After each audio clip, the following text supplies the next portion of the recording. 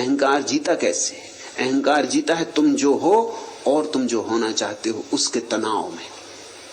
आ बा होना चाहता है, बस इसी तनाव में अहंकार निर्मित होता है। अहंकार मरता कैसे? तुम जो हो उससे राजी हो गए कि अहंकार मर गया। तुमने कहा मैं जैसा हूं बस ठीक, जहां हूं ठीक, प्रभु जैसा रखे वैसा रहूंगा, जो उसकी मर्जी वही मेरी मर्जी। तुमने तनाव छोड़ दिया भविष्य का कि यह हूं वह हूं। अहंकार गया। अहंकार जीता है अतीत के आधार पर और भविष्य के आधार पर। तुम जरा समझना इस बात को। अहंकार के दावे होते हैं अतीत के कि मैंने ऐसा किया, मैंने वैसा किया, वो सब अतीत। और अहंकार कहता मैं ऐसा करके रहूंगा और ऐसा करके दिखाऊंगा, वो सब भविष्य। वर्तमान में अहंकार होता ही नहीं। अगर तुम वर्तमान में आ जाओ, अहंकार विदा हो गए। वही है मृत्यु अहंकार की। वर्तमान में आ जाना अहंकार की मृत्यु है।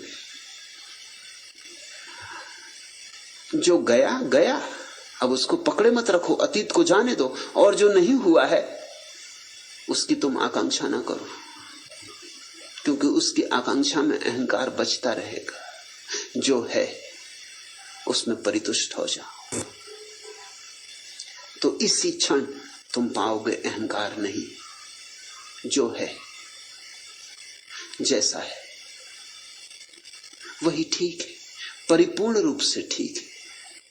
इस कला का नाम ही संतोष है, और संतोष में अहंकार मर जाता है, असंतोष में अहंकार जीता है।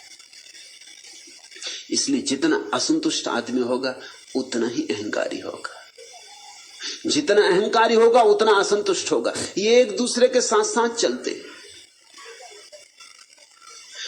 अगर तुमने ये उत्कंठा बना ली सुधीर कि सिद्ध होना है, कि हमें भी उस जगह पहुंचना है जहां हम कह सकें कि पा लिया परमात्मा, तो फिर अहंकार नहीं मरेगा।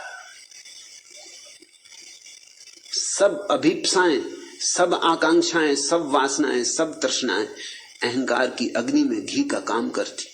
परमात्मा को पाने की आकांक्षा भी अहंकार की अग्नि में घी का काम करती। इसलिए तुम्हारे सन्यासी जितने अहंकारी होते हैं, तुम्हारे साधारण लोग उतने अहंकारी नहीं होते।